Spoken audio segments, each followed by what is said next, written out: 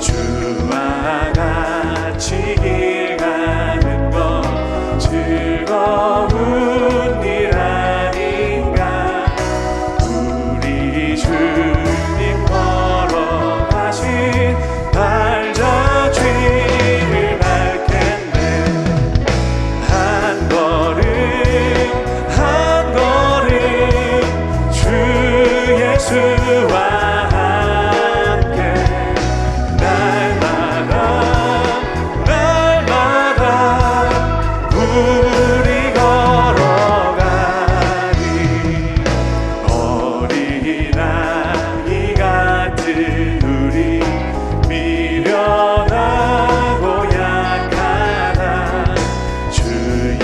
손에 이끌리어 생명길로 가게.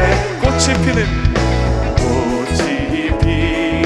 들판이나 험한 골짜기라도 주가 인도하는 대로 주와 같이 가겠네. 한 걸음 한 걸음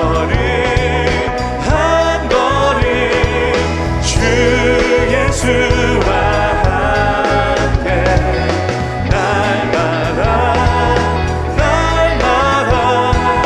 우리 걸어가. 한 번 더 찬양합니다. 한 걸음 한 걸음 한 걸음 주 예수와 함께 날마다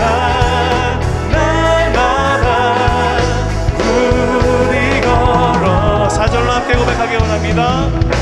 옛 선지자에도 같이 우리들도 천국에 들려 올라갈 때까지 주와 같이 가. 한 번 더 고백합니다. 옛 선지자에도 같이 천국에 들려 올라갈 때 주와 같이 갔겠네. 아멘. 한 걸음 한 걸음 주 예수와 함께 날마다 우리 걸어가. 한 걸음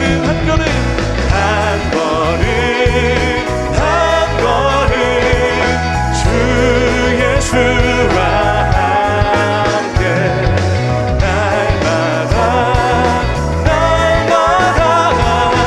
우리 걸어. 마지막으로 한 번 더 고백하기 원합니다. 한 걸음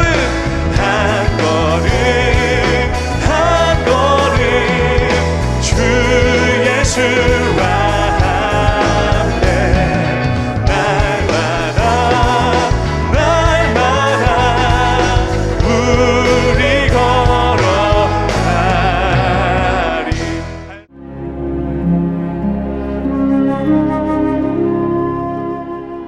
오늘의 말씀은 출애굽기 40장 34절에서 35절 말씀입니다.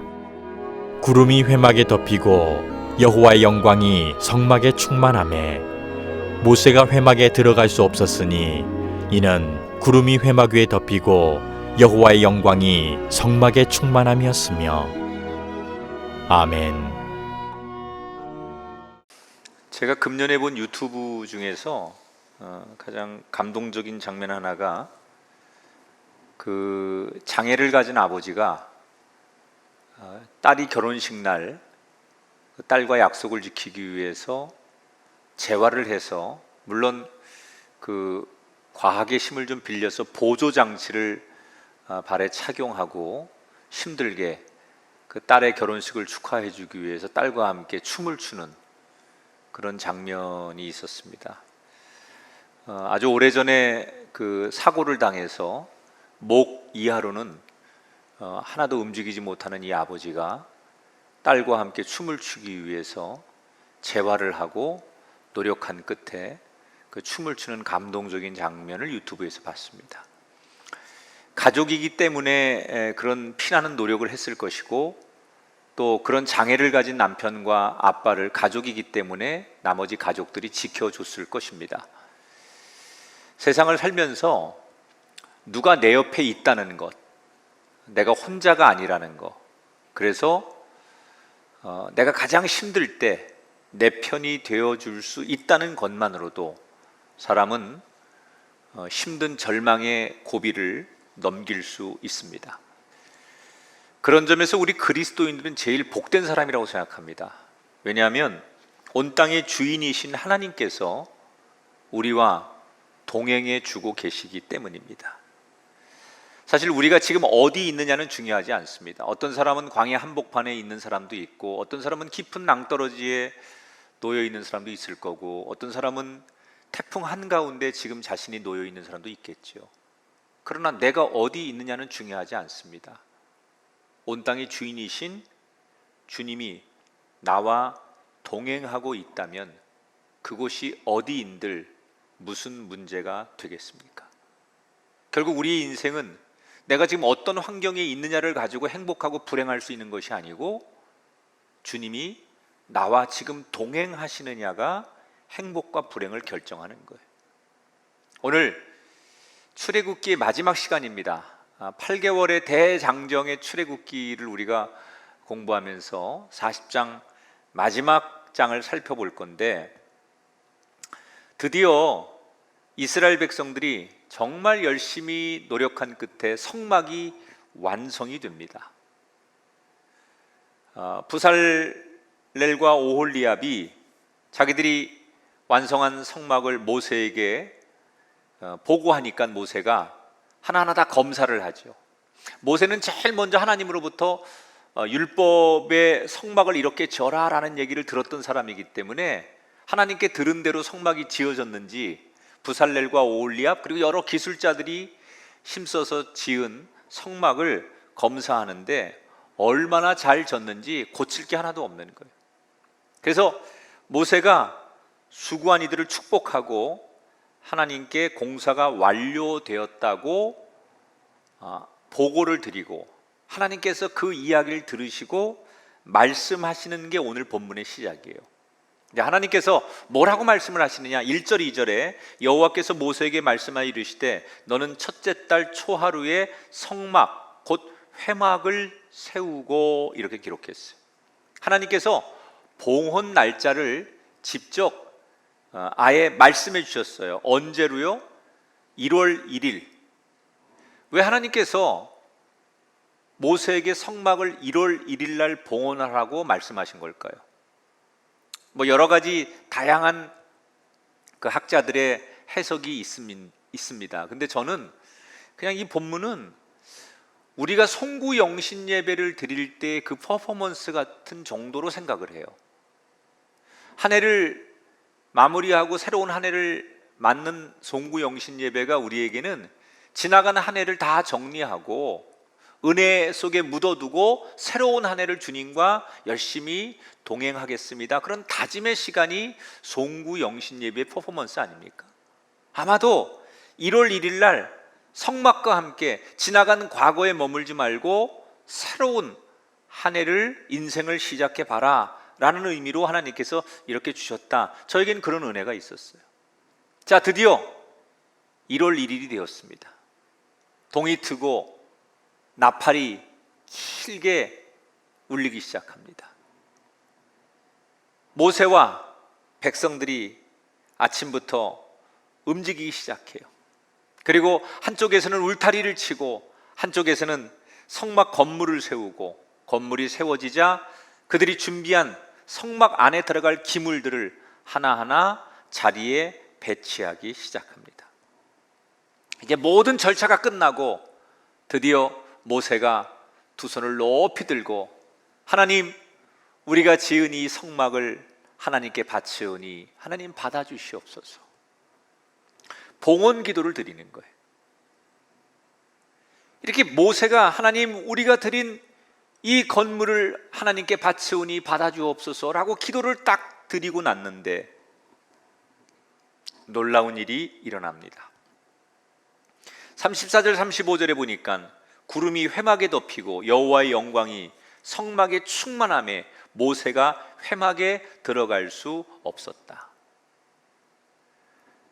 하나님, 이 건물을 받아주세요 라고 말하는 순간 하나님의 구름이 그 성막을 덮더니 하나님의 임재가 빛으로 그 성막에서 나타나기 시작했어요.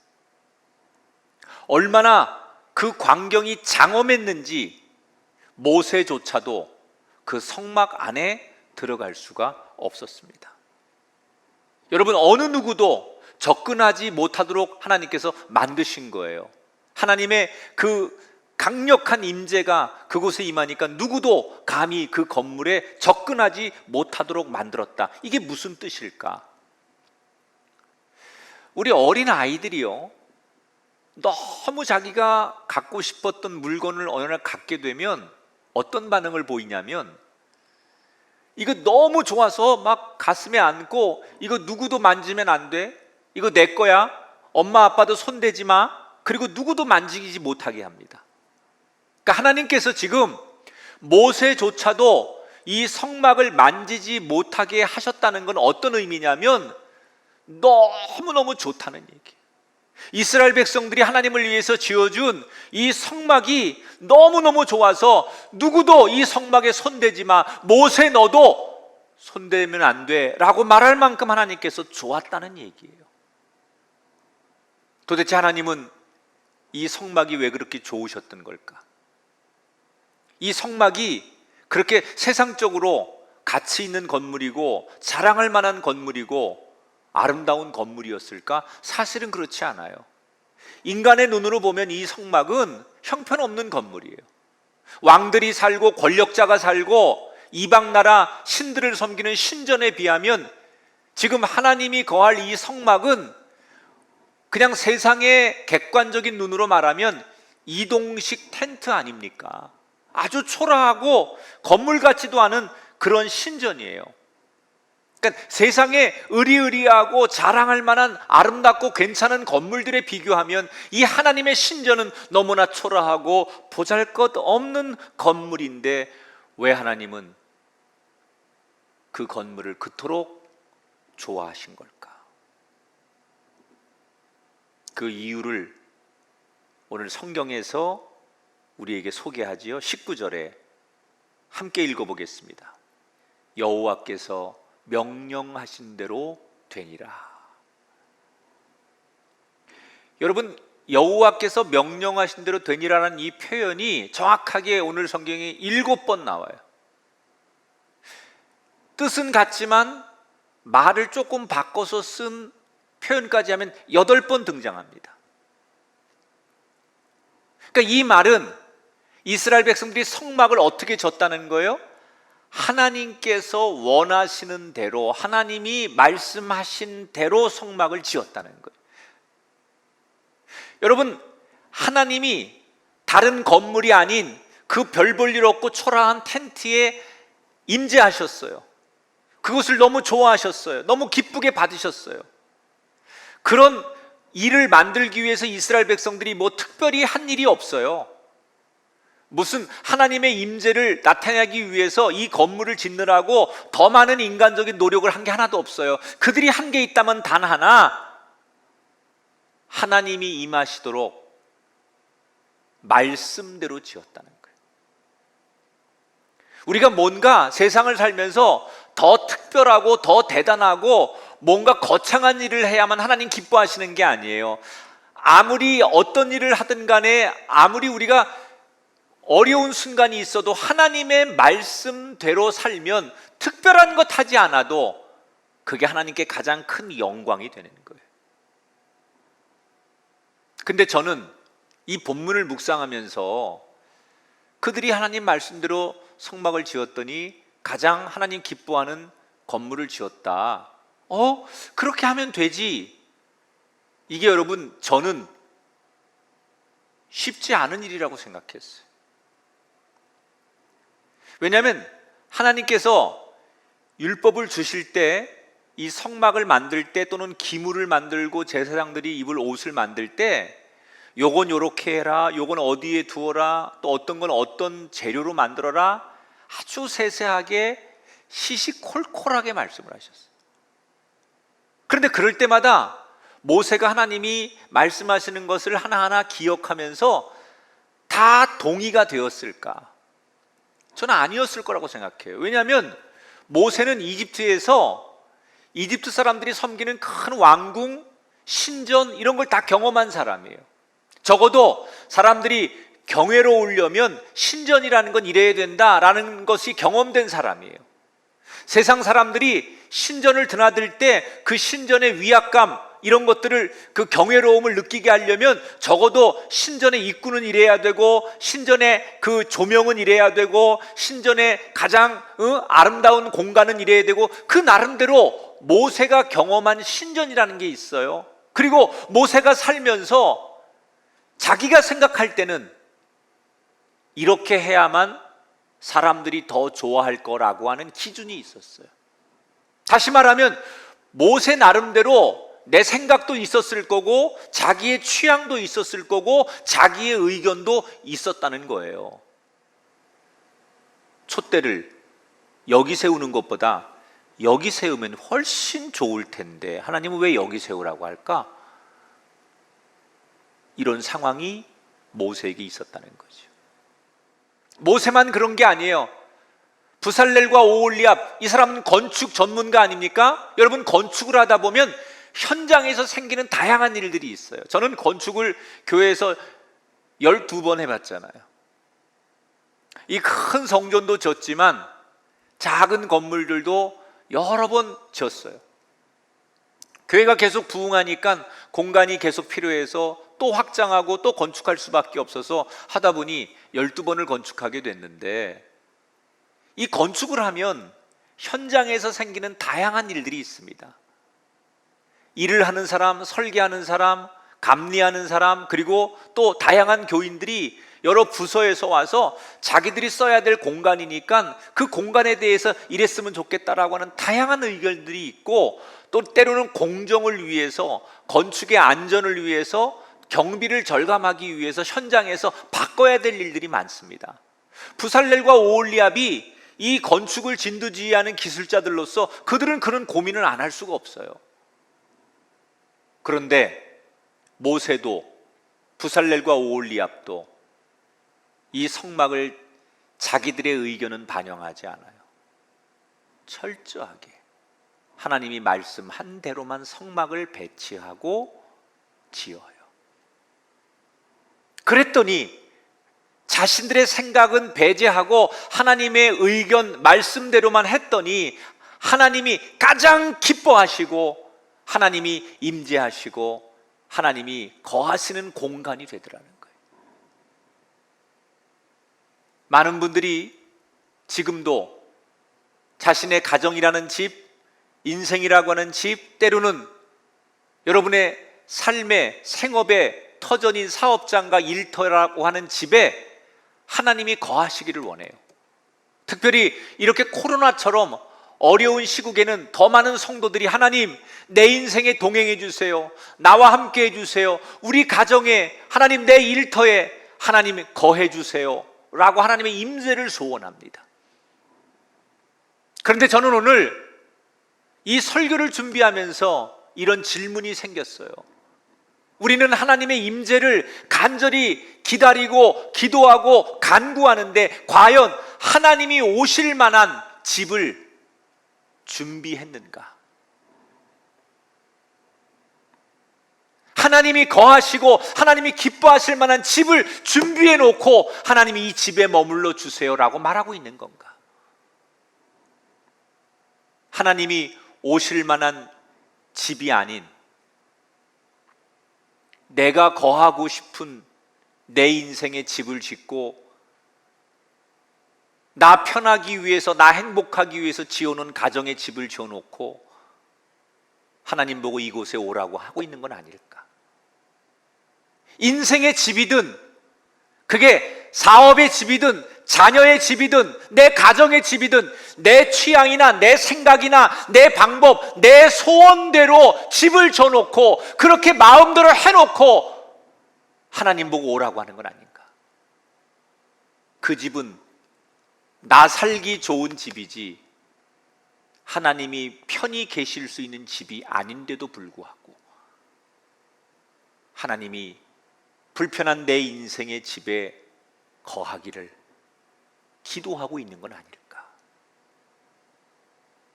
여러분, 우리가 하나님을 나의 인생의 집에 모시겠다고 하면 하나님이 편히 거할 수 있는 집을 만들어야 되지 않겠습니까? 어떻게 하면 될까요? 내 생각, 내 취향, 내 방법을 철저히 내려놓는 거예요. 이해가 되든 이해가 되지 않든 그분이 말씀하시면 그분이 말씀하시는 대로, 그분이 원하는 대로, 그분이 계획한 대로, 그분이 그렇게 소원하는 대로 하나님의 뜻과 하나님의 말씀대로 따라가는 인생의 집을 짓다 보면 하나님이 나라고 하는 인생은 세상 앞에 초라한 인생일지라도 내 인생의 집에 거하시고 동행하시는 은혜를 우리 모두 경험하지 않겠냐는 거예요. 사람들이 부러워하는 집이 아니라 하나님이 거하시기에 편할 집을 지어 놓았을 때 하나님이 내 안에 거하시고 우리 가정 안에 거하시며 그 동행의 은혜를 허락하시지 않겠냐는 거예요. 오늘 이 말씀을 들으며 지금까지 내가 절대로 이것만큼은 포기할 수 없었던 것이 여러분에게 있었습니까? 명예, 재력, 일생의 이 꿈 하나, 그게 뭐든 간에 그거 다 내려놓으시고 일단 주님을 모셔드리시기 바랍니다. 그러면 주님께서 내 인생에 그때부터 길을 여실 거고 가장 좋은 방향으로 인도해 주실 겁니다. 하나님의 동행을 경험하길 원하면 오늘 우리에게 주신 이 말씀을 우리는 결단의 말씀으로 받아들여야 될 줄 믿습니다. 드디어 이스라엘 백성들은 정월 초하루에 하나님의 집이 완성되고 봉헌을 드립니다. 그리고 모세는 대제사장 아론과 그의 네 아들들에게 제사장의 옷을 입히고 그들을 제사장으로 세우죠. 그 제사장으로 세우는 예식은 레위기 8장에 가면 자세하게 기록되어 있으니까 나중에 여러분 레위기 8장을 꼭 읽어보시기 바랍니다. 자, 이제 출애굽기가 대단원의 막을 내립니다. 성막을 짓고 그 성막을 봉헌함으로 이제 출애굽기는 끝이 나요. 그러면 이 책이 끝날 때 마무리에서는 어떤 얘기가 우리가 가장 기대하는 얘기일까요? 대개는 우리가 상상하는 마무리 이런 거 아닙니까? 그들이 성막을 봉헌하고 하나님과 동행하며 남은 인생을 행복하게 살았답니다. 보통 우리는 이 책의 마무리가 은혜가 이렇게 끝날 거라고 기대했을 거예요. 그런데 오늘 성경에 보면 출애굽기는 우리의 예상과는 전혀 다른 이야기로 결론을 맺고 있습니다. 36절부터 38절입니다. 구름이 성막 위에서 떠오를 때에는 이스라엘 자손이 앞으로 나갔고 구름이 떠오르지 않을 때에는 나가지 아니하였으며 낮에는 여호와의 구름이 성막 위에 있고 밤에는 불이 그 구름 가운데 있음을 이스라엘 온 족속이 보았더라. 잘 살았다는 이야기는 단 한 줄도 없습니다. 대신 그 출애굽기 마지막 줄에 구름 얘기만 가득해요. 여러분, 이 출애굽기는 모세가 썼는데요, 모세가 이런저런 얘기로 출애굽기를 끝냅니다. 특히 모세가 어떤 마무리를 자기가 할 수 있는데 구름 이야기로 끝을 맺었어요. 왜 그랬을까? 저는 모세가 이렇게 구름 이야기로 결론을 내고 이 책을 끝맺는 것은 이스라엘 백성들에게 전하고 싶은 메시지가 있는 거예요. 이스라엘 백성들 당대 말고 그의 후손들에게 지금 이 출애굽기를 이렇게 접하고 있는 이 땅의 그리스도인들에게 모세는 전하고 싶은 메시지가 있었던 거예요. 그게 뭘까? 저는 그게 뭘까를 한 주간 동안 묵상하면서 세 가지의 말씀을 발견했어요. 첫째, 우리 인생에 잘 먹고 잘 사는 것보다 더 중요한 게 있다는 거예요. 우리는 해피엔딩으로 끝나는 얘기가 그들이 잘 먹고 잘 살았다 이러면 가장 좋은 줄 알았는데 그것보다 더 중요한 얘기가 있다는 걸 암시하는 거예요. 그게 뭐냐? 두 번째, 세 번째 나오는 메시지. 두 번째 메시지가 뭘까요? 하나님은 단 한순간도 이스라엘 백성들을 버리지 않으셨다는 거예요. 낮에는 구름 기둥으로, 밤에는 불 기둥으로.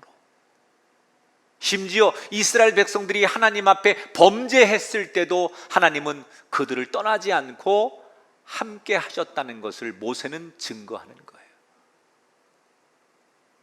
여러분, 구름 기둥과 불 기둥이 제가 예전에 하나라고 그랬잖아요. 이건 다른 게 아니에요. 그냥 하늘에 구름이 떠 있는데 이게 낮에는 햇볕을 가려주는 가림막이 되는 거고 그 구름이 저녁에는 불기둥으로 그대로 변해서 이스라엘 백성들을 추위에서 지켜주는 거예요. 하나님이 낮이나 밤이나 어디를 가든지 그들을 떠나지 않고 그들과 함께 하고 계시다는 것을 말하는 거예요. 세 번째, 이 구름을 강조한 이유는 저는 출애굽기의 가장 핵심 포인트가 이 세 번째라고 생각해요. 이 구름을 계속 모세가 마지막에 강조한 이유는 하나님과의 만남은 어제 오늘로 끝나면 안 되고 내일도 앞으로도 계속 이어져야 된다는 걸 말하는 거예요.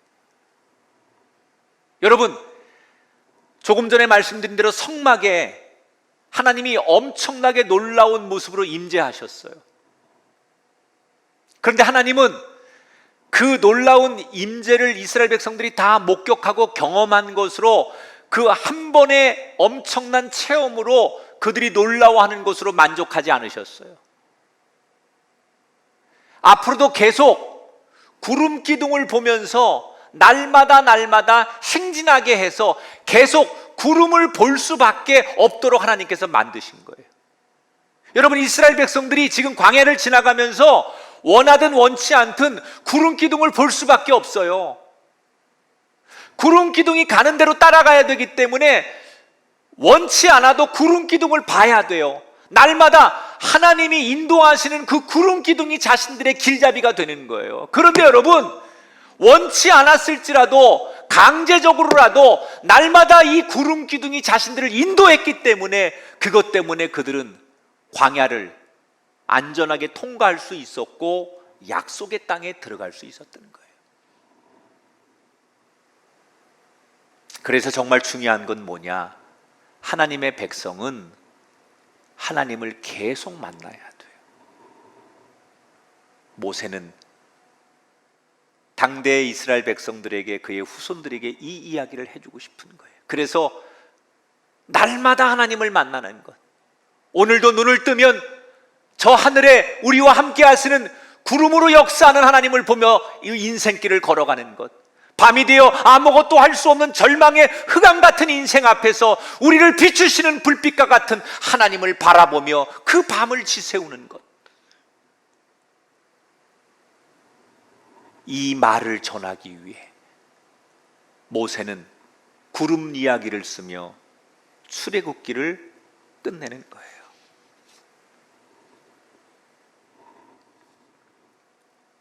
저는 모세가 마지막 말에 하려고 했던 이 메시지를 기억해야 된다고 생각해요.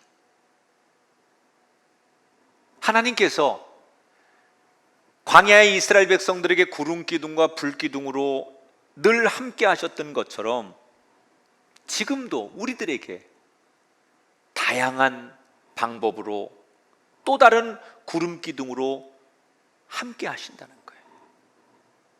그때는 하나님께서 구름 기둥과 불 기둥으로 이스라엘 백성들에게 임재하시고 함께 하셨다면, 지금은 하나님이 우리의 예배를 통한 구름 기둥을 통해서, 큐티를 통한 구름 기둥을 통해서 우리의 일상과 우리가 살아가는 삶의 작은 기적들의 구름 기둥을 통해서 하나님 우리에게 계속해서 말씀하고 계시다는 거예요.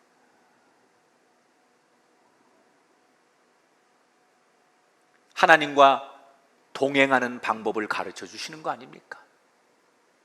여러분, 하나님과 동행하는 건 내가 눈을 들어 위를 보는 거예요. 하나님과 동행하는 방법은 하나님이 임재하신 그것을 내가 목격하는 거예요. 이 구름만 보면서 그들이 광야를 걸어간다는 건 뭘 말하는 걸까요? 우리 인생의 결정권이 그분에게 있다는 거예요. 사람의 본성은 내가 앞서고 싶어 해요.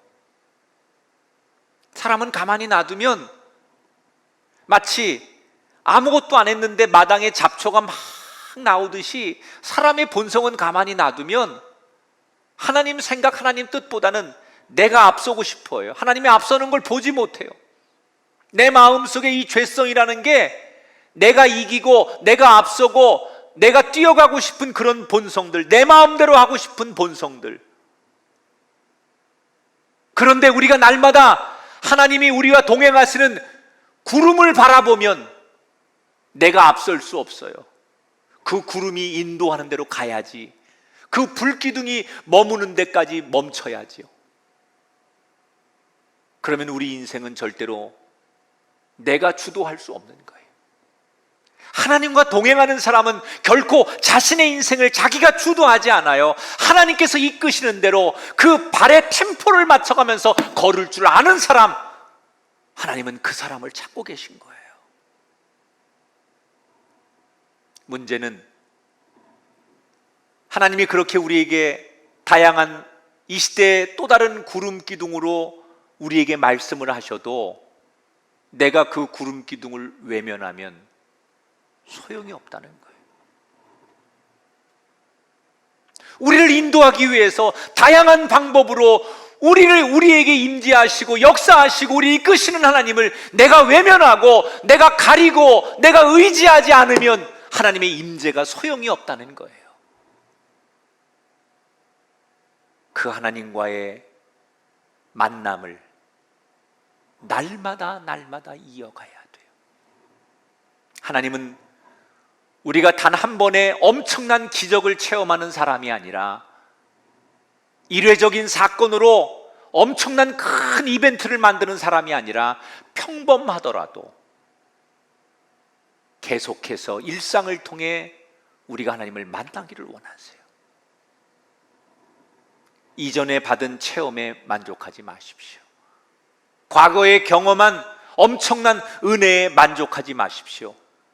오늘도 평범한 것 같지만, 아무것도 아닌 것 같지만 우리의 일상을 통해 다가오시는 그 하나님을 눈을 들어 바라보는 것, 뜨겁게 과거에 사랑한 것으로 내가 당신을 얼마나 사랑하는 줄 아느냐라고 말하지 마시고 오늘도 평범한 일상 속에서 잔잔한 사랑을 나누는 우리가 되기를 바랍니다. 그래서 우리는 오늘도 우리에게 임하시는 다양한 우리 시대의 구름을 바라봐야 돼요. 예배를 통해, 기도를 통해, 찬양과 큐티를 통해, 일상을 통해 하나님을 만나십시오. 그러면 우리가 거하는 광야, 바다 한복판일지라도 그곳이 안전할 줄 믿습니다. 무슨 일을 만나도 형통할 수 있는 길은 하나님과 동행하는 겁니다. 저는 이제 오늘 출애굽기 말씀을 마치면서 여러분 눈에는 이 출애굽기 1장부터 40장까지 이야기 속에서 무엇이 보였는지 모르겠어요. 저는 이 출애굽기 전체를 다시 곱씹으면서 한 가지를 보라고 한다면 이게 보였어요. 하나님이 당신의 약속을 잊지 않으시고 당신의 백성을 사랑하셔서 그 약속을 지키기 위해 우리에게 오셔서 우린 그 하나님을 만났다는 거예요. 우리가 잘해서 하나님이 오신 게 아니에요. 우리가 그 하나님을 만나기를 원해서 오신 게 아니에요. 하나님이 우리에게 약속을 지키기 위해 우리가 잘못하고 등 돌리고 외면하고 타락했을지라도 그 약속을 지키기 위해 우리에게 오신 하나님, 그걸 우리는 하나님의 은혜라고 해요. 하나님의 은혜가 이스라엘 백성들에게 임했기 때문에 그 광야가 안전할 수 있었습니다. 어쩌면 이 출애굽기를 공부하는 동안 우리는 코로나19라고 하는 광야 한복판을 걷고 있지 않았습니까? 수많은 가정들이, 수많은 젊은이들이, 수많은 성도들이 일터를 잃고 경제적인 광야 한복판에, 불안과 초조함의 광야 한복판에 서 있습니다. 어디로 가야 할지 알지 못하는 이 절망의 광야 한복판에서, 그래서 출애굽기는 우리에게 더 많은 은혜를 줬는지도 몰라요. 내가 잘해서 하나님이 동행해 주시는 게 아니라 하나님이 약속한 것을 지키기 위해 우리에게 찾아오시는 그 은혜, 그 은혜의 하나님을 경험하시고 그 은혜의 하나님 앞에 이제는 일회적인 만남이 아니라 계속 날마다 주님 만나기에 힘쓰셔서 우리 모두 동행의 은혜를 누리게 되기를 바랍니다. 동행이 광야를 이긴다. 오늘 이 제목이 여러분에게 현실이 되기를 주님의 이름으로 축복합니다.